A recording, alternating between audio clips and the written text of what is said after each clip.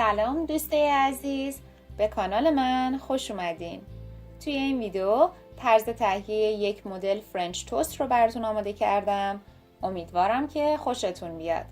مواد لازم: نون توست 4 عدد، پنیر خامه‌ای 2 قاشق غذاخوری، خامه 1 قاشق غذاخوری، توت فرنگی و یا هر میوه دلخواه به میزان لازم، وانیل 1 قاشق چایخوری، تخم مرغ 1 عدد، شیر 1/2 پیمانه و دارچین 1/2 قاشق چایخوری. نونها را روی یک سینی فر میچینم و به مدت 10 دقیقه داخل فر با دمای 160 درجه سانتیگراد توست میکنم. پنیر خامه‌ای، خامه و وانیل رو هم داخل یک کاسه ریخته و خوب هم میزنم تا کاملا با هم مخلوط شن.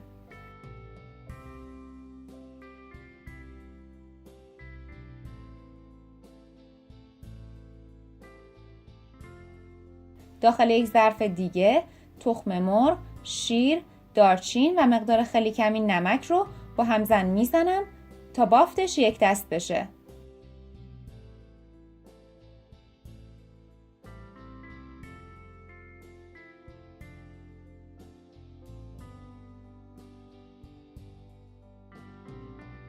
نونهای توست شده رو از فر در آورده و روشون سس پنیر میزنم.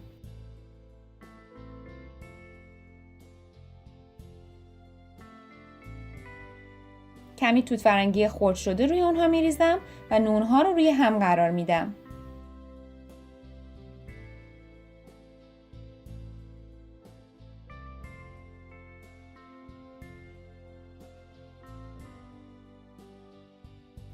سپس در مایه شیر و تخم مرغ اونها رو میقلتونم و داخل کره سرخ میکنم.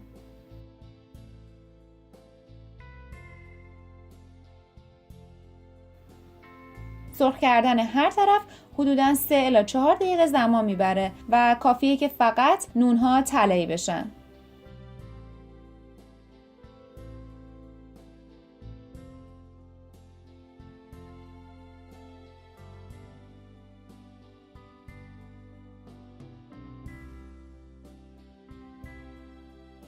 همونطور که ملاحظه میکنید فرنچ توست ما آماده سروه. امیدوارم که از این صبحانه خوشمزه هم خوشتون اومده باشه و در اولین فرصت اون رو امتحان بکنید.